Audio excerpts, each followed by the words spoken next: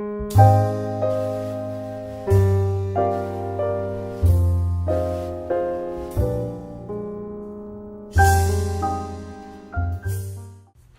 economics instructor Chris Coombs loves his job. Remember, it can't get any better than this unless we engage in international trade. As a student at the university since 2000 and an off-and-on instructor since 2004, he has seen more than his share of faculty. As a grad student, I'd say that's where I was mostly affected because it affects the classes. In our program, it was relatively small, which means there weren't a whole lot of options in terms of electives and stuff, so our curriculum was pretty much set, so our faculty's set. Department of Economics Chair Robert Newman understands the issues that come with high faculty turnover. So we took a big hit in those years, and we've gone from 26 faculty members down to, when we hire again next year, we'll be back up to 15. You hear that? He also knows how difficult it can be to build a solid program with so much change.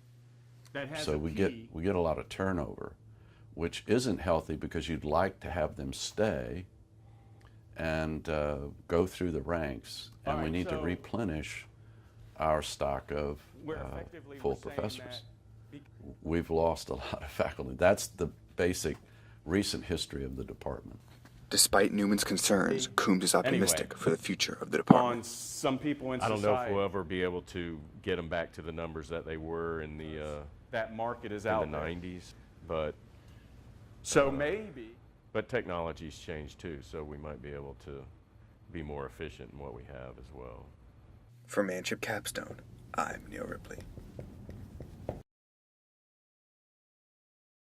I can still smell it, you know what I mean?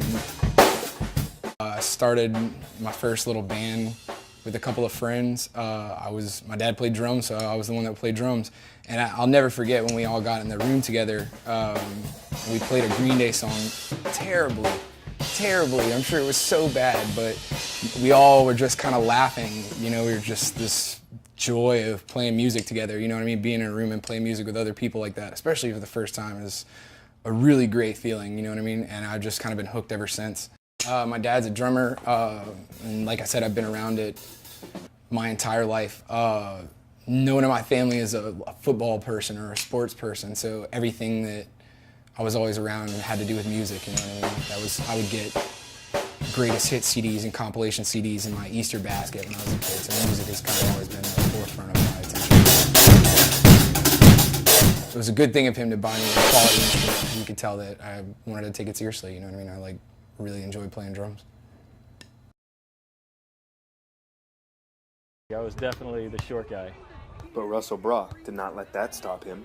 Every year they would try and recruit someone to kind of come in and take my spot, which I just kind of decided that wasn't going to happen, and just fought and scratched and clawed and kind of created an opportunity by really focusing on ball control. Once an indoor player at USC, Brock now coaches the beach volleyball team at LSU. I transitioned into college coaching through just some acquaintances of playing club at the junior level, and then when college picked up the beach game, it was just kind of a natural progression. It's something that I loved, and a great opportunity arose, and I jumped on it. Brock knows you have to be willing to do everything to play beach volleyball.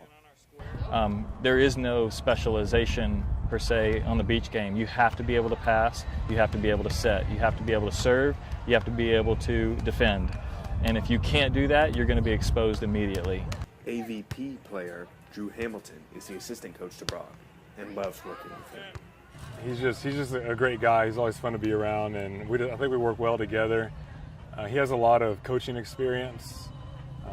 He's been doing it for a long time, and then I'm kind of more the player side, I guess. And I don't have a lot of coaching experience, but I play a lot. So I think the combination of those two, I think we work well together. Communication and chemistry are important in beach volleyball.